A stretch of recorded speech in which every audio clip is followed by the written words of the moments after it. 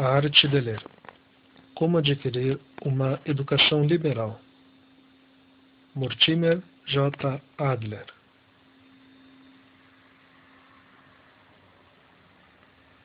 Rio de Janeiro, Livraria Agir Editora, 1954.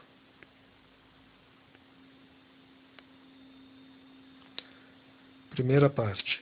A atividade de ler. Capítulo 1. Para o leitor médio. 1. Este é um livro para leitores que não sabem ler. Parece rude assim, mas sem intenção. Contraditório e não o sou. A aparência de contradição e indelicadeza deve-se aos vários significados da palavra, abre aspas, leitura. Quem leu até aqui é porque sabe ler, ao menos num dos sentidos da palavra. Percebe-se, portanto, o que quero dizer. É que este livro foi escrito para os a que, num sentido, sabem ler e não o sabem nos outros. Há várias espécies de leitura e vários graus de habilidade em ler. Não é contradição afirmar que este livro é para os que querem ler melhor ou ler de um modo diferente do que lhes é habitual. Então, para quem não foi ele escrito? Posso responder simplesmente a pergunta, falando nos dois casos extremos. Aos que não sabem ler de todo, as crianças, os imbecis e outros inocentes. E aos que talvez sejam mestres na arte de ler. Fazem qualquer espécie de leitura também quanto é humanamente possível. Muitos autores não achariam nada melhor do que escrever para tais mestres. Mas um livro como este, que trata da arte de ler propriamente dita e que procura ajudar seus leitores a lerem melhor, não pretende exigir a atenção dos experientes. Entre os dois extremos está o leitor médio, isto é, muito de nós que aprendemos o ABC. Sabemos ler e escrever, mas não somos bons leitores. Temos consciência disto por vários motivos.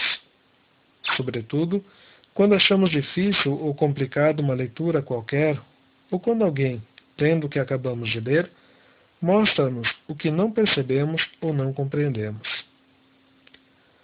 Se vocês não se viram em situações semelhantes, se nunca tiveram dificuldade em ler ou não conheceram o desânimo, quando toda a atenção de quem foram capazes não correspondeu a seus esforços, não sei como interessá-los no problema. Muitos de nós, no entanto, achamos dificuldade em ler, sem saber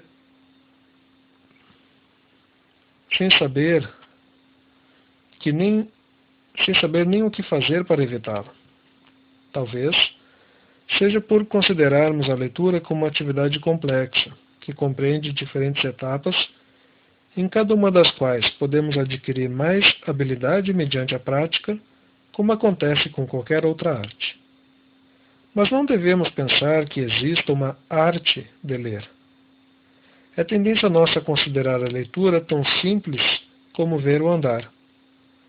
E ver ou andar não são artes. No verão passado, enquanto escrevia este livro, um jovem me visitou. Soube o que eu estava fazendo e me pediu um favor. Será que eu podia ensinar-lhe a melhorar a leitura? Esperava, sem dúvida, que minha resposta viesse em poucas palavras. Mas, do que isso, parecia pensar que, uma vez de posse de meia dúzia de regras, o sucesso bateria às suas portas. Procurei explicar-lhe que não era tão simples assim. Disse-lhe que gastei páginas desse livro, discutindo as regras da leitura e mostrando como devem ser seguidos. Que este era como um livro de tênis, onde se estuda a arte que subentende regras para cada uma das várias raquetadas.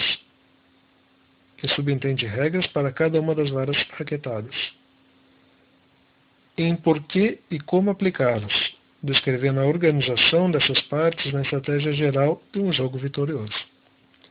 A arte de ler tem que ser estudada de modo semelhante. Há regras para cada uma das etapas a serem percorridas, a fim de se completar a leitura de um livro.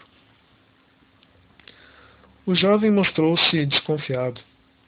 Embora reconhecendo não saber ler, parecia achar que não havia muito que ensinar a tal respeito. Perguntei-lhe, então, se bastava ouvir os sons para se ouvir uma sinfonia. Sua resposta foi, lógico que não. Confessei-lhe que era o que me acontecia, e pedi-lhe que me ensinasse a ouvir música. Como um músico acha que se deve ouvir? Disse-me que o podia fazer, sim, mas não em poucas palavras. Ouvir uma sinfonia é complicado. Não é só ficar atento, mas há tantas coisas diferentes a considerar, tantas partes a distinguir e classificar. Não podia me ensinar no instante tudo o que eu tinha de saber. Além disso, levaria bastante tempo ouvindo música antes de tornar-me um bom ouvinte. Repliquei-lhe que o caso da leitura era assim também. Se eu podia aprender a ouvir música, ele aprenderia a ler, contanto que fosse nas mesmas condições. Havia regras a seguir. É com a prática que se criam os bons hábitos. Não havia dificuldades insuperáveis. Só existia vontade de aprender e paciência. Não sei até que ponto minha resposta o satisfez. Se ela não satisfez de todo, foi-lhe difícil aprender a ler. Não tinha noção de que constava a leitura. Por considerá-la como alguma coisa que aprender a ouvir música, a jogar tênis ou adestrar-se na utilização complexa dos sentidos da mente. Essa dificuldade é, para mim, uma das que muito de nós conhecemos. Eis porque vou explicar, na primeira parte desse livro, que espécie de atividade é a leitura. Pois, enquanto vocês não levarem em conta o que ela significa, não estarão preparados, como aquele jovem não estava quando veio me ver, fecha parênteses, para a instrução necessária. Estou certo de que querem aprender. Meu auxílio não pode ir além do auxílio que vocês derem a si mesmos. Não há quem faça vocês aprenderem uma arte mais do que queiram, ou julguem necessário. Muitos dizem, frequentemente, que achariam bom aprender a ler, se soubessem como fazê-lo. Podem estar certos de eu conseguir, se esforçarem. E se o quiserem, saberão como esforçar-se. 2. Nunca pensei que não soubesse ler até ter deixado o colégio. Foi ensinando aos outros que o descobri. Muitos pais, sem dúvida, fizeram descobertas semelhantes ao estudar com os filhos. Daí, um paradoxo. Em geral, os pais aprendem mais do que os filhos. É simples a razão. Eles têm que desempenhar maior atividade no trabalho. Qualquer pessoa que ensina faz o mesmo. Voltemos à minha história. No dia em que os diplomas foram conferidos, considerava-me um dos bons estudantes de Colômbia. Tínhamos passado com boas notas. O jogo era fácil, conhecendo-se os truques.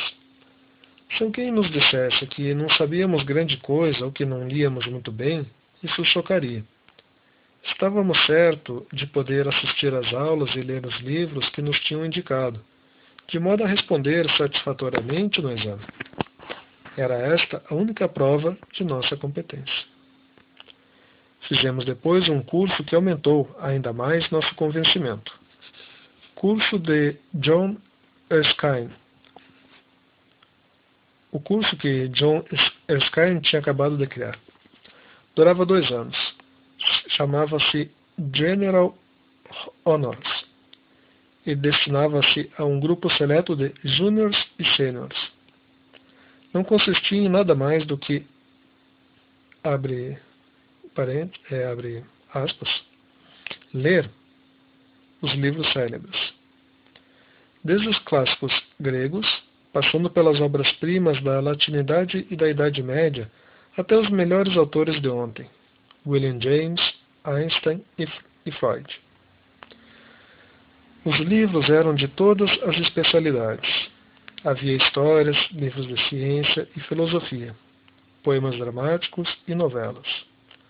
Líamos um livro por semana, uns 60 nos 2 anos. E havia uma noite em que tínhamos que comentá-los com os professores, sem formalidade, como se estivéssemos em seminário. Esse curso produziu 2 efeitos em mim. De um lado, fez-me pensar que eu tinha sido o primeiro a perceber o ouro educacional. Por ser um curso materializado, um curso que podia ser realmente apreendido, era diferente dos outros e dos compêndios que só exercitam a memória. Mas eu não possuía só o ouro. Não.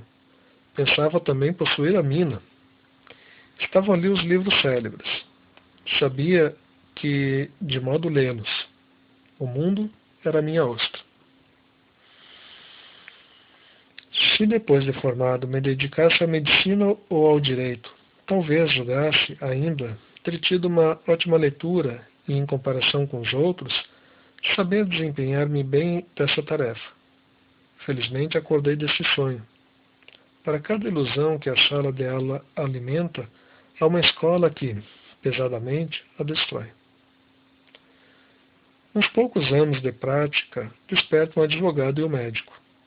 O comércio ou o jornalismo desiludem um rapaz que se julgava negociante ou repórter ao deixar a escola. De modo que, no ano que se seguiu à minha formatura, considerava-me liberalmente educado. Pensava que sabia ler e que tinha lido muito. O remédio era ensinar, e o castigo que convinha ao meu crime era ensinar. Assim que me diplomei, nesse mesmo curso que tanto me enfatuara, estudante, tinha lido todos os livros que agora ia explicar, mas como era jovem e consciencioso, resolvi lê-los de novo, só para refrescar a memória, compreende-se. Para minha admiração crescente, notava que semana após semana os livros me pareciam novos. Era como se tivesse lido pela primeira vez os livros que pensava ter dominado inteiramente. Com o decorrer do tempo, fui descobrindo não só que os desconhecia, como também que não sabia ler.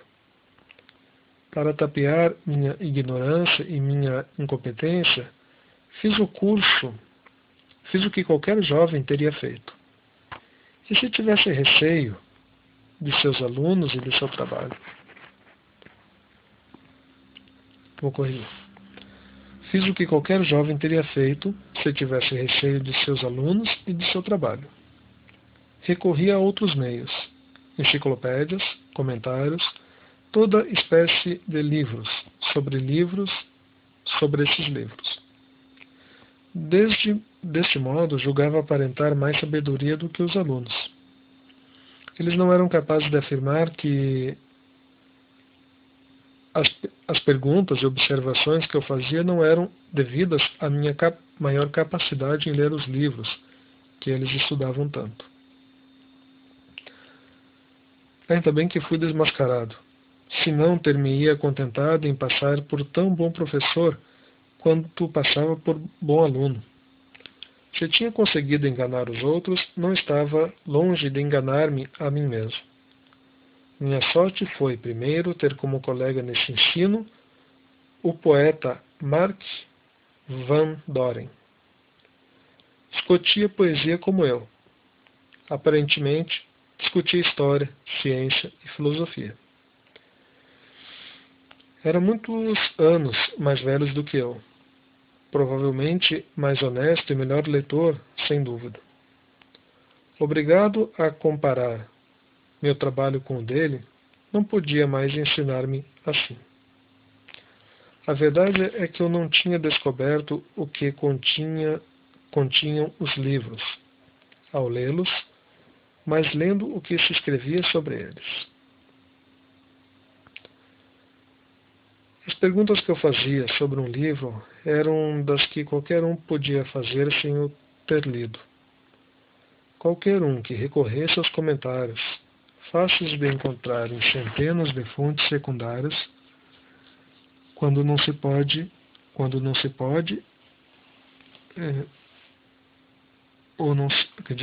não se quer ler.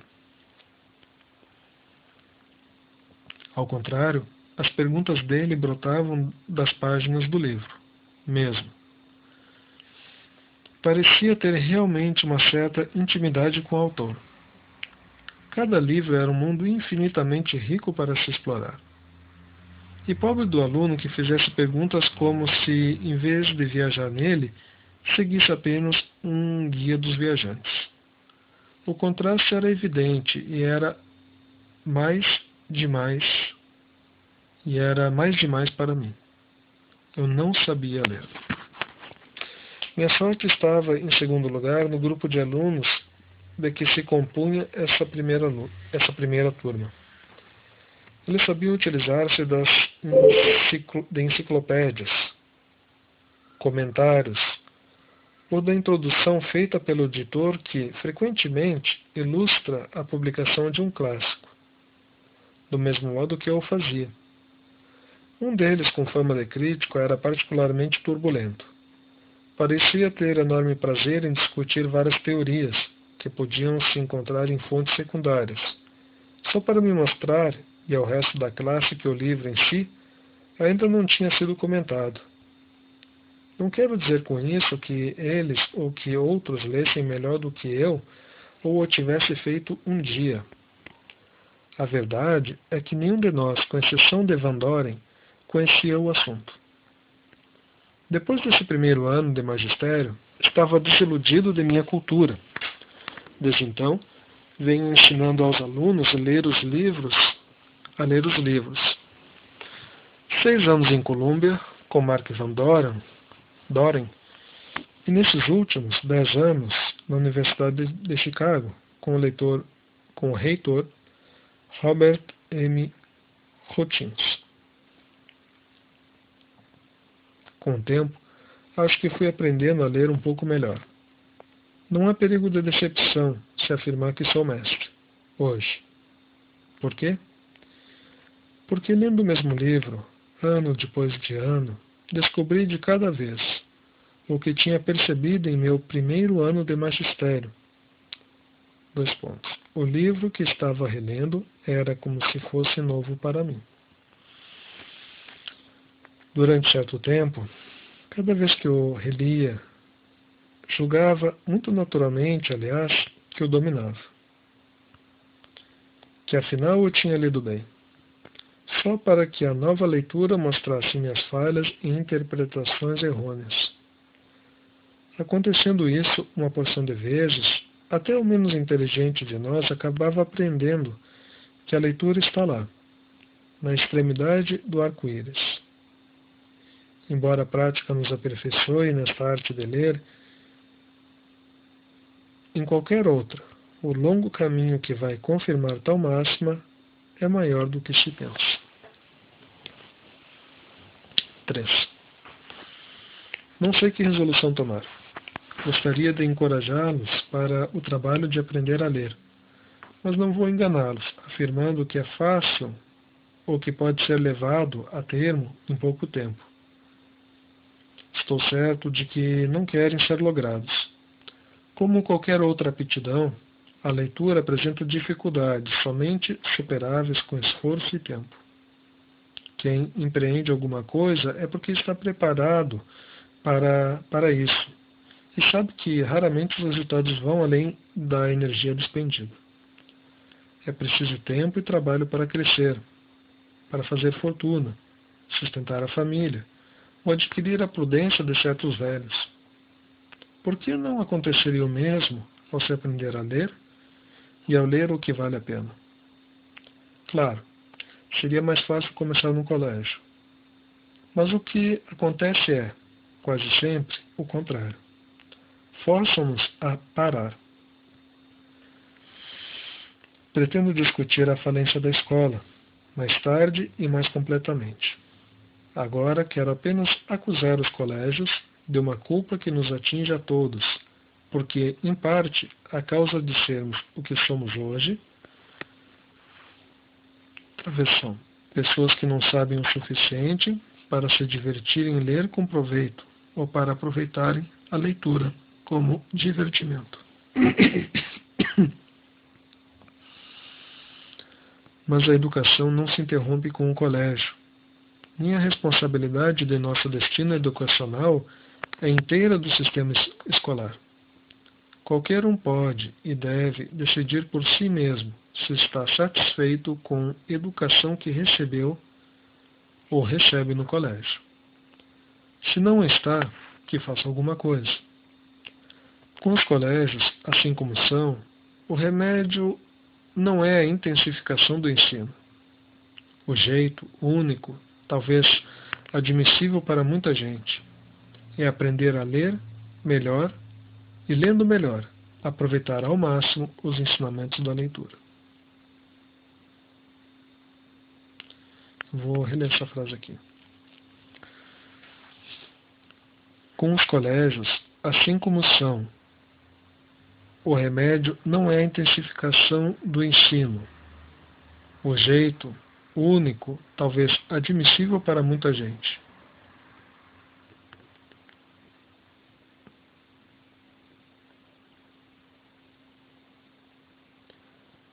é aprender a ler melhor e, lendo melhor, aproveitar ao máximo os ensinos da leitura. Tal jeito e como consegui-lo é o que este livro procura mostrar. Foi feito para os adultos que gradualmente se convencem do pouco que aprenderam na escola. Para os que, tendo oportunidades, não sabem como reparar as faltas, de que não precisam se arrepender muito. Para os alunos que no ginásio ou no colégio ficam pensando em como auxiliar sua própria educação. E para os professores que, por acaso, não estarem ajudando como deveriam, sem saber por que isso acontece. Quando penso nessa vasta audiência potencial, que é o leitor médio, não estou desprezando todas as diferenças em treinamentos e habilidades, em instrução ou experiências, nem, certamente, os diferentes graus de interesse ou espécies de motivação que podem ser invocados nessa tarefa comum. Mas o que é de primacial importância é que todos nós reconheçamos o trabalho e seu valor. Podemos ter ocupações que não nos obriguem a ler o tempo todo, sem deixar de admitir que esse tempo seria amenizado em seus momentos de folga por alguma instrução, a que adquirimos por nós mesmos através da leitura. Nossa profissão pode exigir a leitura de determinado assunto técnico ao correr do trabalho. O médico tem de estar em dia com a literatura médica. O advogado não deixa nunca de lado as causas.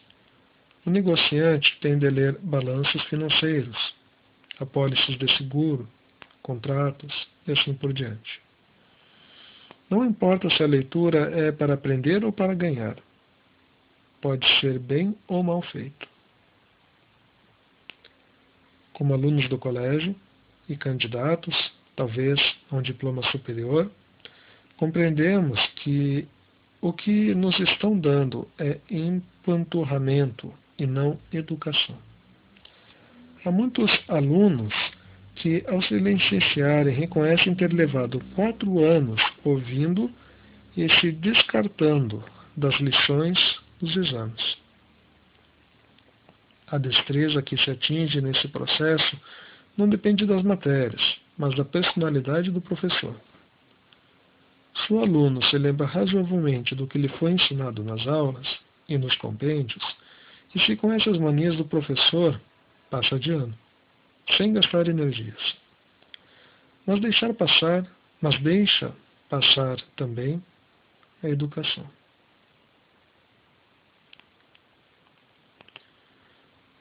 Vou reler esse último período aqui, que fez um jogo de palavras bastante interessante. Uma associação. Se o aluno se lembra razoavelmente do que lhe foi ensinado nas aulas e nos compêndios, e se conhece as manias do professor, passa de ano, sem gastar energias, mas deixa passar também a educação. Podemos ensinar no ginásio, colégio ou universidade. Espero que, como professores, saibamos que não lemos bem, que não só nossos alunos são incapazes de o fazer, nós também não vamos muito além deles. Toda profissão, sem certo número de truques que impressionam aos leigos ou aos clientes atendidos,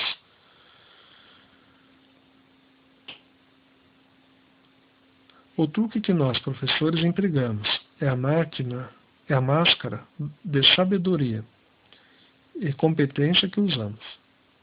Nem sempre seis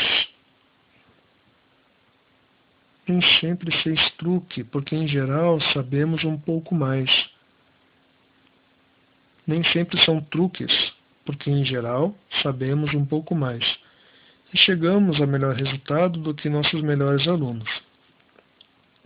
Se ignorarmos que nossos alunos não sabem ler muito bem, somos piores do que os truques. Desconhecemos o dever. E se ignoramos que não sabemos ler muito melhor do que eles, levamos nossa impostura profissional a nos enganar também. Assim como os melhores médicos são os que conseguem a confiança do doente, não enganando-o, mas confessando as próprias limitações, assim os melhores professores são os que têm menos pretensão. Se os alunos estão às voltas com um problema difícil, o professor que se mostrar titubeante também pode ajudá-los muito mais do que o pedagogo que parece voar nas esferas magníficas lá ao longe, muito acima deles. Se como professores fôssemos mais honestos a propósito de nossa incapacidade em ler, menos receosos de confessar o quanto isso nos é difícil e quantas vezes falhamos, poderíamos interessar os estudantes no jogo de aprender, em vez de interessá-los no de passar. 4. Creio que basta o que diz. Para mostrar aos leitores que não sabem ler, que eu, também, não leio melhor do que eles. A vantagem que tenho é a clareza com a qual sei que não posso e talvez porque não posso. Vou ler essa última frasezinha. A vantagem que tenho é a clareza com a qual sei que não posso e talvez porque não posso. Este é o resultado dos anos de experiência em que procurei ensinar aos outros. Se sei mais que alguém, posso ajudá-lo um pouco. Embora nenhum de nós consiga ler suficientemente bem para satisfazer-se, podemos chegar a ler melhor do que os outros o fazem. Sendo poucos que podem ler bem, num certo sentido, cada um de nós o pode fazer quando há razão bastante para exigir um grande esforço.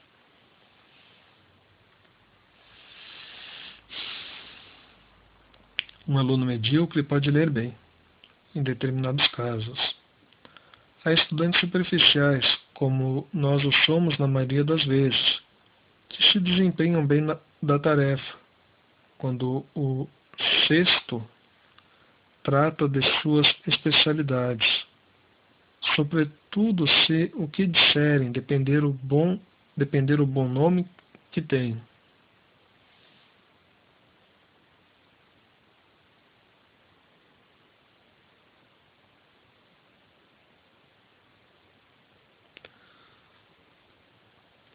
Nos casos que interessam a sua profissão, o advogado chega a ler analiticamente. O médico lê com perfeição as observações clínicas, que tratam de sintomas com os quais está habituado a lidar. Mas nenhum nem outro fazem esforço semelhante com outras especialidades ou noutras ocasiões. Mesmo o comércio assume áreas de profissão culta, quando os que o praticam são chamados a examinar relatórios financeiros ou contratos. Embora muitos homens de negócio não consigam ler inteligentemente esses documentos, mesmo quando suas fortunas estão em jogo. Se considerarmos os homens e mulheres de um modo geral, e a parte de suas profissões ou ocupações, há uma situação em que eles dão o máximo de si mesmos, esforçando-se por ler melhor do que o fazem habitualmente. Quando estão amando e recebem uma carta de amor, mostram de que são capazes. Leem cada palavra 3 vezes. Leem nas entrelinhas e nas margens. Leem o todo em função das partes, cada parte em função do todo. Sensíveis ao contexto e à ambiguidade. A insinuação e a referências. Percebem a cor das palavras, o cheiro das frases e o peso das sentenças. Talvez levem em conta até a pontuação. Leem, então, como não terão feito nem antes, nem depois.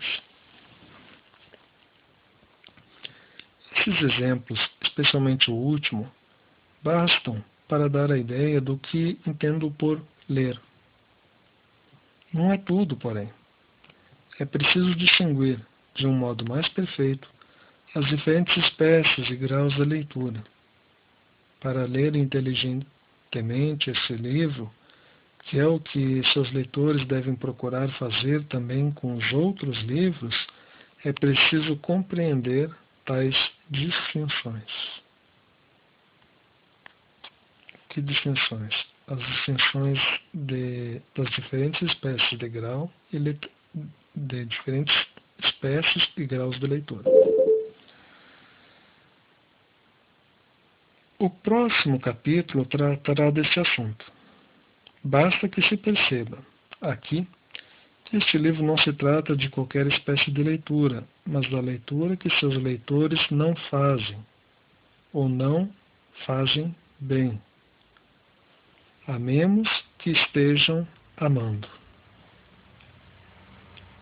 Fim do capítulo 1.